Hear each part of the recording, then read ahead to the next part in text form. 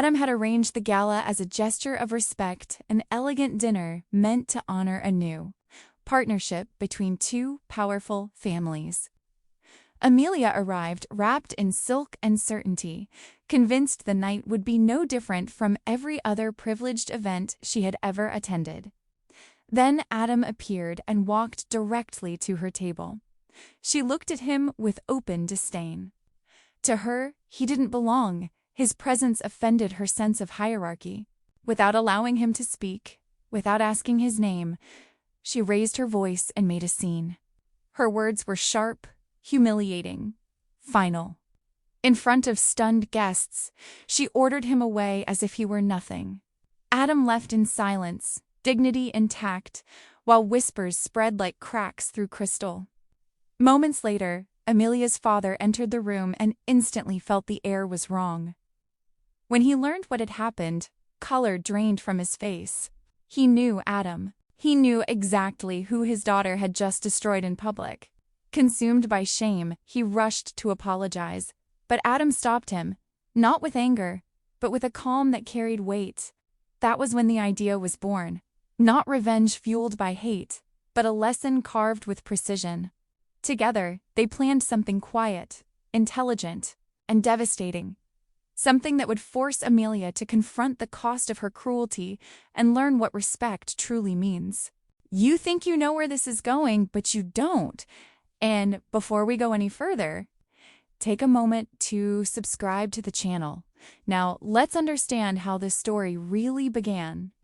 The ballroom of the Gold Leaf Hotel breathed like a living organism, pulsing softly beneath layers of crystal light and polished marble. Gold chandeliers hung low, their glow intentionally muted, bathing the room in a warm half-shadow that flattered wealth and hid cruelty. The air carried the scent of rare perfume, aged champagne, and entitlement so old it had stopped announcing itself. At the center table, Amelia Whitmore occupied space as if it were her birthright. Her red dress clung to her with calculated elegance, a statement meant to command attention without asking permission. She laughed loudly, the sound sharp and performative, while recounting a story to her companions how she had fired a maid earlier that week for forgetting her place and daring to make eye contact. The laughter around her followed obediently, not because it was funny, but because agreement was the currency of survival in her orbit. Across the room, Adam Sterling stepped inside without ceremony. No one announced him. No one rushed to greet him, and that, for him, was intentional. He paused just inside the entrance, allowing his eyes to adjust to the dim light. His suit was tailored but understated, dark and clean, absent of logos or flamboyance. In his hand he carried a slim leather folder, nothing dramatic, nothing loud. His posture was relaxed, shoulders steady, the quiet confidence of someone who had learned long ago that power did not need to shout. He scanned the room with a measured calm, reading faces, body language, hierarchies. He noticed how people leaned towards certain voices and away from others, how laughter rose and fell like a rehearsed rhythm. He noticed the absence of warmth beneath the polish. Near the center, a discreet sign rested beside the most prominent table. Family and strategic partners. Adam approached without hesitation. He pulled out a chair, the faint scrape of wood against marble barely audible beneath the hum of conversation. For a fraction of a second, the world did not react. Then Amelia's laughter stopped mid-breath. Her eyes lifted slowly, not to his face at first, but to the interruption itself. Her gaze traveled over his suit, his hands, his presence, then hardened when it reached his skin. The smile she wore collapsed into something thin and sharp. She snapped her fingers. "Excuse me?" Her voice cut through the ambient noise with practiced authority. "The staff entrance is through the kitchen. This table is for people who belong here." The words landed with precision, honed by repetition. A few heads turned. Some pretended not to hear. Others watched with interest, the way spectators do when they sense blood. Adam remained standing, one hand resting lightly on the chair. He did not bristle. He did not raise his voice. His expression stayed composed, though something subtle passed through his eyes. Recognition, not surprise. "I believe there's been a misunderstanding," he said evenly. "I'm here for the signing." Amelia stood, slow and deliberate, her chair scraping loudly as she rose. She wanted attention, and she got it. Conversations nearby faded as her presence expanded. "The only thing you'll be signing," she replied, her tone laced with disdain, "is a trespass warning. Security, remove him before he ruins the aesthetic." 2 guards approached immediately. Their hands closed around Adam's arm with professional detachment, the kind that came from following orders without asking questions. Adam glanced down at their grip, then calmly adjusted his cufflinks with his free hand. He did not resist. As they began to escort him away, he allowed himself one final look at the table. Amelia had already sat back down, her story resuming as if nothing of consequence had occurred. For her, this was not cruelty, it was routine. Adam walked with the guards toward the exit, his steps unhurried, his face unreadable. Yet beneath the surface, something settled quietly inside him. Not anger, not humiliation, resolve. The ballroom doors swung open, a burst of flashbulbs exploded across the room, followed by a sudden shift in energy, voices hushed, bodies straightened. Robert Whitmore entered, his presence commanding immediate attention. His smile faded the moment his eyes landed on the scene unfolding before him. He froze. For a heartbeat, the room held its breath. Then Robert moved. "Stop!" he said, urgency breaking through his composed exterior. "Let him go now." The guards released Adam instantly. Silence crashed down like a wave. Robert stepped closer, his face pale, eyes fixed on Adam with something bordering on fear. Amelia turned, irritation flickering across her features. "Daddy, relax," she said lightly. "He tried to sit at our table." Robert did not look at her. His gaze remained on Adam, his voice trembling as reality settled in. "Do you have any idea who that is?" The room leaned in. "That," Robert continued, each word heavier than the last, "is Adam Sterling." A ripple passed through the crowd. "CEO of Sterling Tech," he said. "The man acquiring this company. The majority owner of this hotel." The silence that followed was absolute. Adam stood still, meeting Robert's eyes, not with triumph, but with a quiet sadness. He saw a man who understood too late. A father watching the consequences of indulgence crystallize in front of him. For a fleeting second, Amelia's face faltered. Confusion, then calculation. The arrogance returned quickly, like armor snapping back into place. "Well," she said, shrugging, "he should have said something. Or worn a badge." Adam said nothing, but something in the room had irreversibly changed.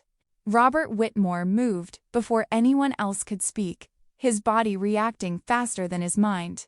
The polished floor offered no resistance as he crossed the distance, his breath shallow, his heart pounding so loudly it felt as though the room itself might hear it.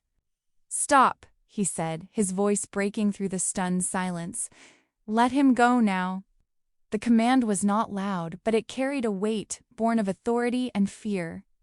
The guards released Adam instantly, stepping back as if they had touched something volatile without realizing it.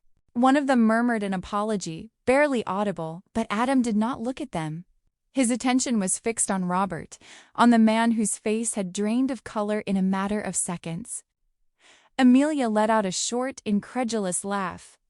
"Daddy, relax," she said, waving a dismissive hand as though swatting away an inconvenience. "He tried to sit at our table." Her tone carried boredom rather than concern, annoyance rather than curiosity. To her, the situation was already resolved. Robert turned slowly to face her, his expression no longer paternal, no longer indulgent. His eyes were wide, wet, trembling with something dangerously close to regret.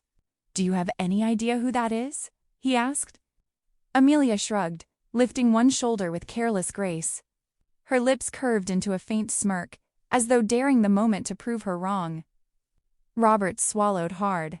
When he spoke again, his voice shook, not with anger, but with the dawning horror of understanding.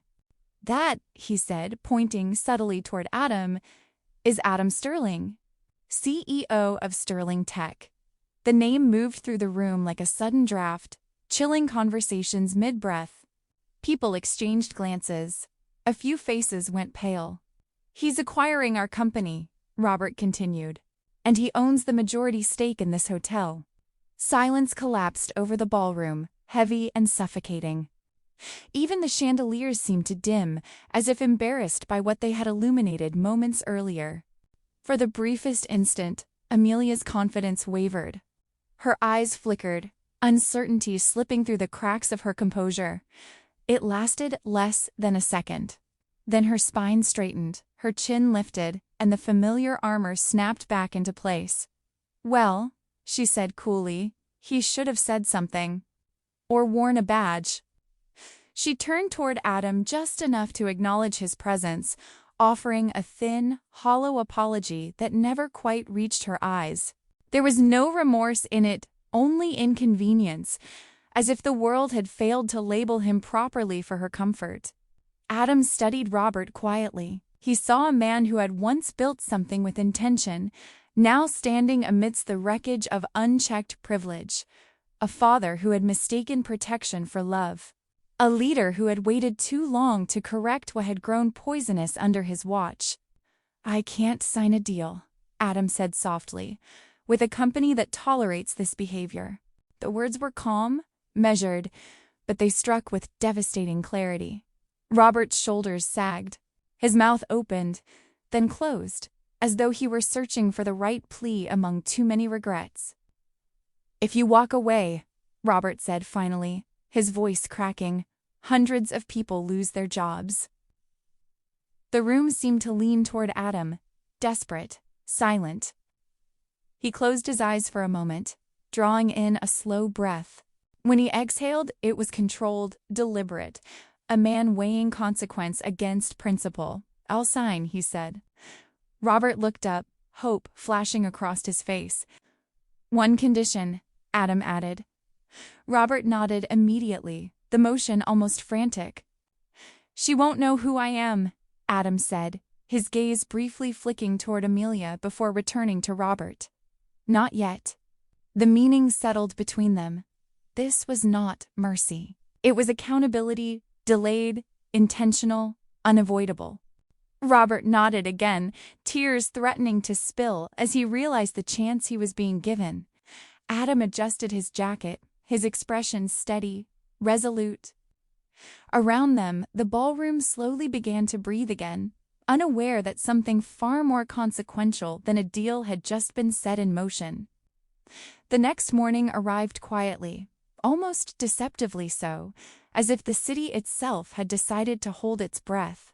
The Gold Leaf Hotel looked unchanged in the pale morning light-polished glass, flawless stone, a monument to permanence. Yet inside its walls, something fundamental had shifted. Adam Sterling stood alone in a small executive restroom on the upper floor, studying his reflection. The man looking back at him was familiar, yet intentionally diminished. The sharp lines of his jaw were softened by a neatly trimmed beard. Thin framed glasses rested on his nose, subtly altering how his eyes were perceived, less commanding, more forgettable. His suit was modest, well-fitted, but unremarkable, chosen precisely because it would never invite a second look. He adjusted the frames once more, then exhaled slowly. This was not a disguise born of fear. It was patience. Moments later, inside a glass-walled conference room, Robert Whitmore stood at the head of a long table. Legal counsel sat nearby, documents already signed. Board authorization had been secured before sunrise. Every step had been deliberate, airtight, unquestionable. Robert's voice wavered slightly as he spoke, though he did his best to hide it. Effective immediately, he said, "Mr. Arthur will serve as a temporary efficiency and compliance consultant. He has full access to operations, personnel files, and internal audits. All departments are expected to cooperate." The words tasted strange in Robert's mouth. He glanced at Adam, searching his face for judgment, or perhaps forgiveness. Adam gave neither, only a small, respectful nod. Down the hall, Amelia Whitmore arrived late. Her heels echoed sharply against the marble floor, each step punctuated by the glow of her phone screen. She barely glanced up as she entered the room, her attention fixed on whatever drama or indulgence occupied her feed that morning. Her hair was loosely pulled back, makeup imperfect, irritation already simmering beneath the surface. Robert cleared his throat. "Amelia," he said carefully, "this is Mr. Arthur." She looked up at last, eyes flicking over Adam with casual disinterest. Her gaze skimmed past his glasses, his suit, his calm posture, and dismissed him entirely. "He'll be auditing operations," Robert continued. "During your probation period, you'll be reporting directly to him." For a beat, the room was still. Then Amelia laughed. A short, sharp sound, disbelieving, amused, insulting. "To him?" she said, tilting her head. "He looks like he drives a rental." A few people shifted uncomfortably in their chairs. No one spoke. Adam stepped forward and extended his hand, his movements slow and unthreatening. His smile was polite, almost gentle, the kind designed to put others at ease rather than demand respect. "I look forward to improving efficiency," he said. His voice was calm, neutral, stripped of any authority it naturally carried. Amelia glanced at his hand, then back to her phone.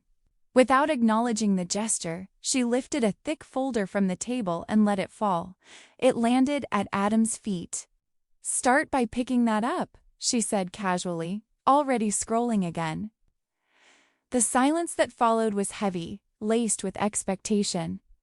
Robert's jaw tightened, but he said nothing. This was part of the agreement. This was the test. Adam looked down at the folder. He noted the careless way it had been discarded, the symbolism not lost on him. Slowly, deliberately, he bent down and picked it up. As he straightened, a faint smile touched his lips, not bitter, not wounded, but resolved. "Of course," he said softly. In that moment, no one noticed the way his eyes sharpened, the quiet focus settling behind them. Amelia returned to her phone, satisfied, believing she had established dominance. She had no idea she had just handed control to the one person in the room who understood exactly what power truly meant. Adam stepped back into position, folder in hand, posture relaxed. Inside him, something steady and unshakable took root, not resentment, not pride, but purpose. This was only the beginning. The days that followed settled into a quiet rhythm of degradation, as predictable as it was deliberate. Amelia exercised her authority not with strategy or leadership, but with cruelty disguised as efficiency. Adam, still known only as Arthur, became her chosen outlet. She sent him across town for coffee she never intended to drink, only to complain it was too cold when he returned. She handed him dry cleaning tickets for clothes she wore once and discarded without thought. In meetings, she interrupted him mid-sentence to mock his diction, his shoes, the way he stood. "Do you always slouch like that?" she asked once, loud enough for the room to hear. "Or is that part of your minimalist aesthetic?" Laughter followed, thin, nervous, compulsory. Adam absorbed it all without reaction. He nodded. He complied. He moved quietly through hallways and offices, his presence increasingly invisible to those who believed invisibility equaled insignificance. But he listened. He noticed how the interns spoke only when spoken to, how their eyes flicked toward Amelia before every word. He learned which assistants stayed late not for ambition, but for survival. He noticed the cleaners who worked around conversations that never acknowledged them, who knew the building better than anyone yet were treated like part of the furniture. He learned names. He learned that Marcus in accounting had a finance degree from a school no one here bothered to pronounce correctly. That Lila, an intern barely out of college, supported her younger brother alone. That the night janitor, Luis, had once managed an entire logistics team before immigration paperwork erased his resume. They spoke to Adam because he listened. Not as a tactic, but as a habit. He remembered details. He asked questions without agenda. In quiet moments by the copy machine near the elevators, people softened around him, surprised by their own honesty. And then there was Sarah. She sat just outside Amelia's office, her posture impeccable, her movements careful. Her pregnancy showed now, subtle but undeniable. She typed with precision, each keystroke measured as if afraid to take up too much space. Adam noticed the framed diploma tucked inside her drawer, an MBA from a top program, earned quietly, never mentioned. One afternoon, the tension finally broke. Amelia stormed out of her office, phone in hand, face flushed with irritation. Sarah flinched instinctively, fingers pausing over the keyboard. "If you can't type quietly," Amelia snapped, her voice slicing through the floor, "you shouldn't be here." The words landed hard. Conversations stopped. Heads lowered. Sarah's cheeks burned. She opened her mouth to apologize, then stopped. Her eyes glistened, but she straightened her back, one hand resting unconsciously on her stomach, as if reminding herself that someone else was watching now. Adam stood. "Respect improves productivity," he said calmly. Amelia turned toward him slowly, disbelief curling into a sneer. "Respect," she repeated, amused. "Respect is earned by tax brackets." The room held its breath. Adam met her gaze without flinching. There was no anger in his expression, only certainty. "Then you're paying far too much," he replied softly. A few people looked up. Amelia laughed sharply and turned away, satisfied that she had won. That night, long after the offices emptied, Adam remained. He sat alone beneath fluorescent lights, the building stripped of performance. Using his board-authorized compliance access, he opened financial logs, cross-referencing reports with practiced ease. The numbers told a story no one had bothered to read closely enough. Charity funds, rounded transactions, personal expenses buried beneath vague line items. The truth emerged slowly, then all at once. Amelia had been siphoning money meant for public good, diverting it toward herself with casual entitlement. Adam leaned back in his chair, closing his eyes briefly. This was not just misconduct. It was betrayal. He saved the files, locked the access, and stood. Outside, the city hummed quietly. Tomorrow would come, and with it, accountability. For now, he turned off the light and walked away, carrying the weight of what he had seen, not as vengeance, but as responsibility. The morning of the presentation arrived with a brittle tension that clung to the air like static before a storm. The boardroom had been prepared with meticulous, care-polished glass table, neatly aligned chairs, a large screen waiting at the front like a silent witness. Executives filed in one by one, carrying coffee and quiet expectations, unaware that the meeting they were about to attend would fracture long-standing illusions. Amelia arrived early. She moved with confidence sharpened by contempt, heels clicking decisively against the floor. Her eyes flicked toward Adam Arthur, as she still knew him standing near the side of the room, reviewing notes with calm focus. The sight irritated her. She had grown tired of his composure, of the way humiliation seemed to slide off him without leaving a mark. She waited until no one was watching. With a few swift motions, she accessed the shared system and deleted the presentation files. The action took seconds, final, irreversible. She leaned back in her chair, satisfaction curling slowly across her face. As Adam approached the front of the room, she tilted her head, lips parting in a smirk. "Hope you memorized it," she said lightly. A ripple of quiet laughter passed through a few seats. Adam glanced at the screen, now blank and glowing white. For a moment, the room waited, some with curiosity, others with expectation of failure. Adam did not hesitate. He set the remote down gently, folded his hands once, and began to speak. He spoke without slides, without prompts, without theatrics. He spoke from memory, each number precise, each projection delivered with clarity. He laid out financial discrepancies, inefficiencies hidden beneath tradition, and cultural failures masked by profit.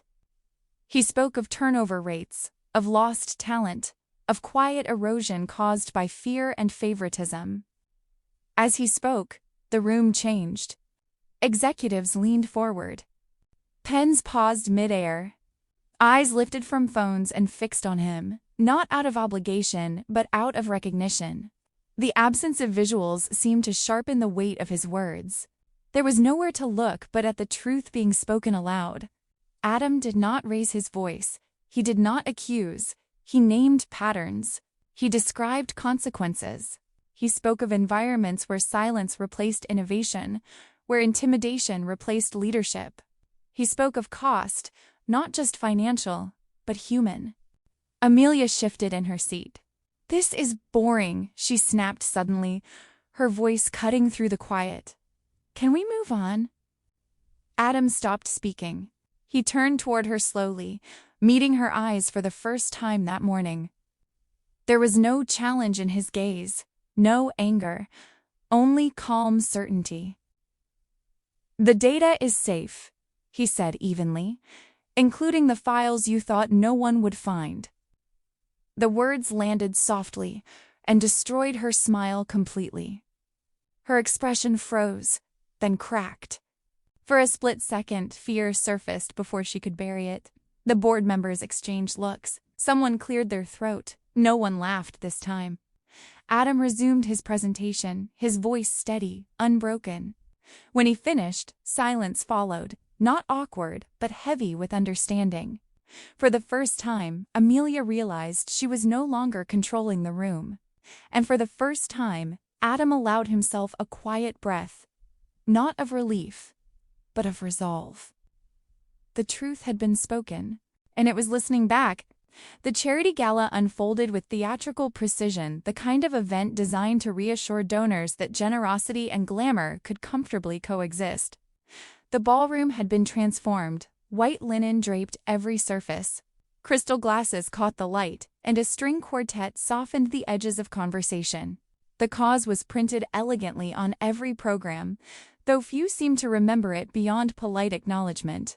Adam stood near the entrance, assigned to coat check. He accepted coats with quiet courtesy, fingers brushing silk and wool, murmuring thank yous that were often ignored. From his position, he could see everything without being seen. He watched guests arrive already convinced of their own virtue, watched smiles sharpen when cameras passed, watched generosity become performance. Amelia arrived late, as always. She wore a shimmering gown that demanded attention, her posture tall, her expression rehearsed. Applause greeted her entrance, not admiration but recognition of status. She smiled easily, basking in it, feeding on the familiar validation. To her, the night was already a success. As the auction began, the host's voice rang bright and confident across the room. Items passed quickly, art, experiences, vacations, each met with predictable enthusiasm. Then Amelia rose from her chair. "For our next item," the host announced, grinning, "a special opportunity. Lunch with the heiress herself." Laughter rippled through the crowd. Amelia stepped forward, hand resting lightly on the podium, eyes sparkling with expectation. She posed effortlessly, accustomed to being desired, to being bid on not as a person, but as access. Adam watched from across the room, his face unreadable. The auctioneer raised the gavel. "Do I hear an opening bid?" Silence. A few guests shifted in their seats. Someone coughed. Amelia's smile tightened. "Surely," the auctioneer said lightly, "we can start somewhere." No paddles lifted. Seconds stretched uncomfortably long. Amelia laughed, too loud, glancing around as if daring someone to break the tension. Still, nothing. The silence became a mirror, reflecting back something she had never been forced to see before. Humiliation crept slowly, visibly. Her cheeks flushed, her jaw clenched. Then a voice cut through the room. $1 million. The words were calm, unhurried. A proxy bidder stood near the back, face partially obscured. The room gasped collectively. Cameras turned. The auctioneer blinked, stunned. 1 million, he repeated, incredulous. The bidder raised a hand slightly. On one condition. The room leaned in. 1 week, the voice continued, volunteering at the soup kitchen you mocked last month. No cameras, no press. Amelia's smile collapsed entirely. What? She snapped, stepping forward. That's not... The bidder lowered their paddle. Take it or leave it. The silence that followed was electric. Amelia's face twisted with fury. You think this is funny? She screamed, her composure shattering. You think you can humiliate me like this? The bidder turned and walked away, disappearing into the crowd as seamlessly as they had appeared. The gavel fell softly. The auction moved on. Amelia stood frozen, the room no longer applauding, no longer watching her with admiration. She felt exposed, stripped of the shield money had always provided. Around her, conversations resumed quiet, curious, no longer deferential. Adam handed a coat to a departing guest, his movements steady. He watched Amelia retreat to her table, rage and disbelief warring across her face. He did not smile. He did not gloat. He simply observed, understanding that this moment was not about punishment. It was about reflection, and sometimes reflection was the most painful gift of all. The headlines came fast, sharper than Amelia expected, and far less forgiving. By morning, her name had been stripped of its Polish and recast with a new identity she could not control. The heartless heiress, one outlet called her. Another dissected her auction meltdown frame by frame, questioning whether cruelty had always been mistaken for confidence. Commentators spoke about entitlement, about power without empathy, about how long institutions had protected people like her. Amelia read every word. She told herself she didn't care, but her hands shook as she scrolled. The world that had once reflected her image back with admiration now held up something unfamiliar, something ugly. For the first time, money could not buy silence fast enough. At the office, the atmosphere had changed. Conversations hushed when she passed. Eyes no longer dropped out of fear, but watched with a cautious distance. Doors that once flew open now closed a little more quickly. The building felt colder, less obedient. Adam noticed everything. He moved through the space quietly, carrying files, answering questions, offering help where it was needed. People looked at him differently, now not with reverence, but with trust. There was something grounding in his presence, something steady amid the chaos Amelia had created. She found him near the break room, his back turned as he reviewed notes. "Hey!" she snapped. He turned slowly. The fury on her face was raw, unfiltered, no longer masked by charm. She stepped closer, invading his space, her voice dropping into something venomous.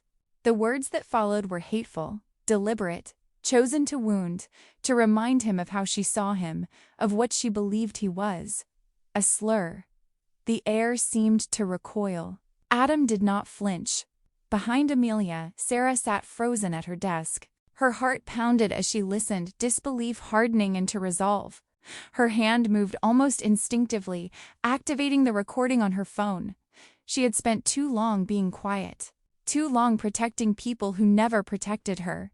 Amelia continued spiraling, her anger feeding itself. "You think you're smarter than me?" she hissed. "You don't even belong here." Adam took one step forward, not threatening, not aggressive, simply present. The room felt suddenly smaller, quieter. Amelia's words faltered as she met his gaze. There was no fear in his eyes, no submission, only calm certainty, like a line drawn in stone. "You're right," he said evenly. "I don't belong here." For a fleeting second she smiled, triumphant, believing she had won. then he turned. "I'm heading upstairs," he continued, his voice steady as he walked away. "To the acquisition meeting." The words landed with finality. Amelia stood frozen, the weight of what she had said and what had been captured settling heavily around her. Sarah's phone remained steady in her hand, recording the silence that followed, the truth now impossible to deny. Adam didn't look back. Each step he took toward the elevator felt lighter, not because the burden was gone, but because it had been named. Above him waited a room where decisions would finally reflect values, not vanity. Behind him, Amelia's world began to collapse, not from cruelty returned, but from accountability long overdue. And for those who had endured quietly, something new stirred. Hope. The boardroom filled slowly, deliberately, as if each person understood that this meeting carried weight far beyond numbers and signatures. Chairs scraped softly against the polished floor. Laptops opened, then closed again. No one spoke much. The air itself seemed to insist on restraint. At the head of the table sat a single chair turned away from the room. Its presence was unsettling, empty yet intentional. Amelia entered last, her heels striking too sharply against the floor, her posture rigid with forced confidence. She had rehearsed this moment in her head all the way up the elevator, apologies shaped to sound reasonable, controlled, temporary. She believed she still had room to maneuver, still had leverage. She didn't look at the chair. Instead, she addressed the room, breath already tight in her chest. "Mr. Sterling," she began, her voice adopting a carefully measured tone, "I want to apologize for the behavior of certain staff members. There were misunderstandings." The chair turned. Slowly. The movement was unhurried, almost ceremonial, as if time itself had decided to slow down to ensure nothing was missed. Adam Sterling faced her. No glasses. No modest suit. He wore a tailored Italian jacket that fit him effortlessly, not as armor, but as an extension of self. His posture was relaxed, grounded. His presence filled the room without effort. This was not a man pretending to belong. This was a man who had always owned the space. Amelia froze. The words died in her throat. Her mouth remained slightly open, but no sound came out. Her face drained of color as recognition crashed over her. Not suspicion, not doubt, but certainty. Every moment replayed in her mind at once. The chair she had denied him, the folder she dropped at his feet, the insults, the slur. Adam met her gaze, calm and unwavering. "Arthur was the consultant," he said evenly. Each word landed with precision. "Adam Sterling," he continued, "is the man you humiliated."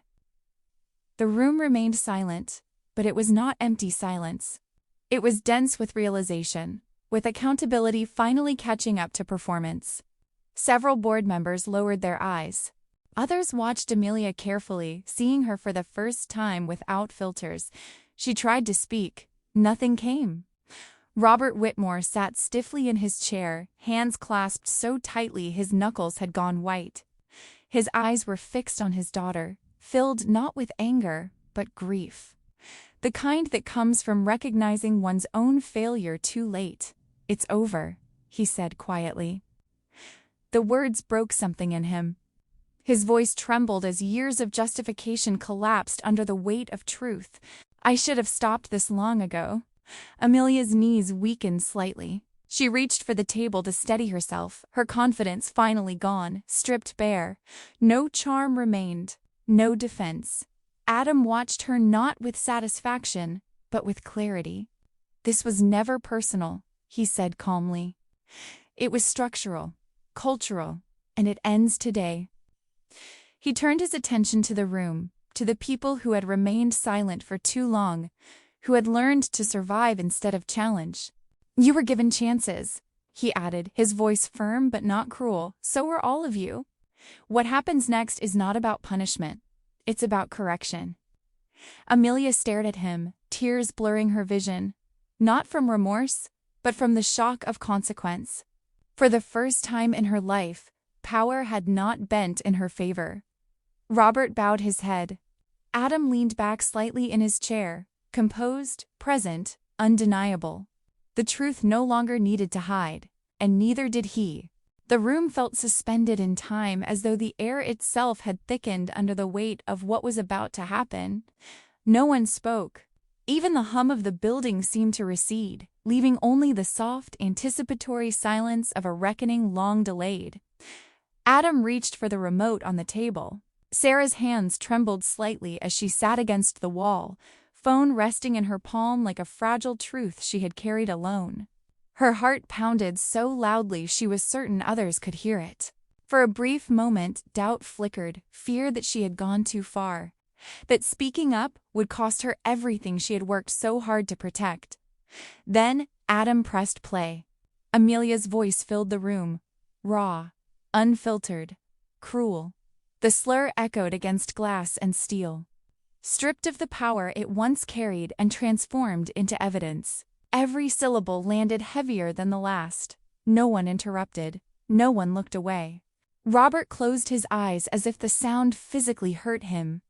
Sarah's breath caught in her throat. When the recording ended, the silence that followed was not awkward or uncertain. Certain. It was final. Adam rose slowly, gathering the documents in front of him. His movements were calm, precise, burdened by emotion yet guided by conviction. He looked directly at Amelia, who stood motionless, her face pale, her hands clenched at her sides. Morality clause violation, he said evenly. Immediate termination. The words were not raised. They did not need to be. They carried authority born of integrity, not volume. He slid the paperwork across the table toward her. The pages made a soft sound as they stopped in front of her, unassuming, yet irrevocable. "You're banned from all Sterling properties," Adam continued, effective immediately. Amelia stared at the documents as if they were written in a language she had never learned. Her mouth opened, but no defense came. No influence remained to call upon. For the first time in her life, there was no one willing to interrupt on her behalf. Security stepped forward. Their presence was firm, professional, unemotional. They did not touch her at first, offering the dignity she had so often denied others. Amelia hesitated, then let out a sharp, broken laugh that quickly dissolved into something closer to panic.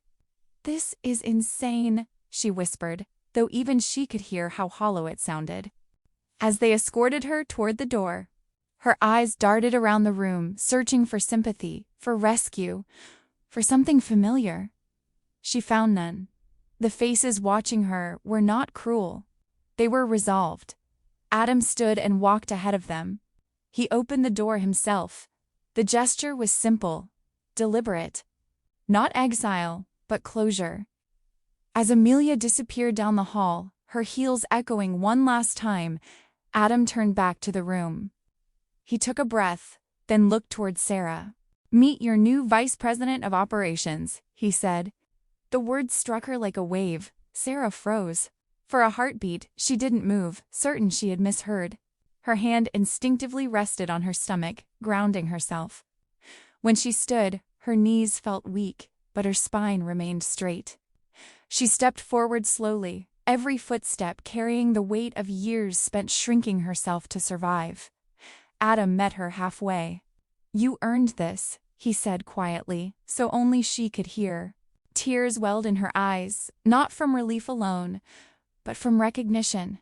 From being seen fully, not as an assistant, not as a liability, not as someone to silence, but as someone capable, worthy, and trusted. The room began to applaud. Not loudly, not performatively, but sincerely. Sarah inhaled deeply, letting the sound wash over her. For the first time in a long while, she did not feel like she was borrowing space. She belonged. The office felt different now. Not quieter in sound, but calmer in spirit, like a storm had passed and left the air clearer, lighter. Sunlight filtered through the tall windows without obstruction, touching desks that no longer felt like battlegrounds. Conversations resumed, not hushed or fearful, but steady. People worked without watching over their shoulders. Adam stood near the window for a moment, observing the rhythm of it all.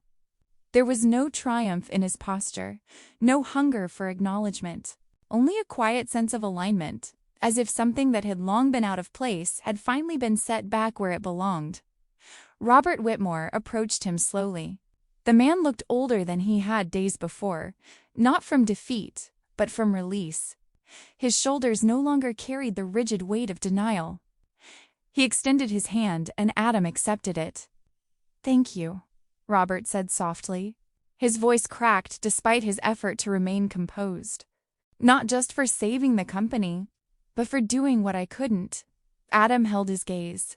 "You can still do it," Adam replied. "What matters is what you choose next." Robert nodded, emotions swelling in his eyes. For the first time in years, his gratitude wasn't transactional. It was human. Outside the building, reality was less composed. Amelia sat on the curb, heels discarded beside her, hair disheveled, makeup streaked with frustration and disbelief. She screamed at strangers passing by, at the city, at the sky, at anyone who wouldn't stop to listen. Her voice echoed sharply against concrete and glass, but no one came to rescue her. No one slowed down. Adam saw her through the window. He didn't linger. He turned away, not out of cruelty, but understanding. Some lessons could not be softened. Some reckonings had to be faced alone. Minutes later, he stepped into the back seat of a waiting car. The door closed with a muted thud, sealing the day behind him. As the vehicle pulled into traffic, the city unfolded, imperfect, alive, moving forward regardless of individual falls. Adam took out his phone. He hesitated for half a second, then smiled faintly and pressed call. "Hey, Mom," he said when she answered. There was warmth in his voice now, a gentleness he reserved for moments that mattered. "Yeah, I'll be there for dinner." He looked out the window as buildings passed, reflections sliding over the glass. "I think," he added quietly, "I did something right today." On the other end of the line, his mother laughed softly, the kind of laugh that carried pride without needing explanation. The car disappeared into traffic, absorbed by the flow of ordinary life, where justice rarely announced itself loudly, but mattered all the same. Sometimes, change didn't arrive with applause or revenge. Sometimes it arrived with dignity, accountability, and the courage to walk away once the truth had been spoken. If this story moved you, if you believe quiet integrity can still change, subscribe to the channel for more stories of justice, redemption, and human strength.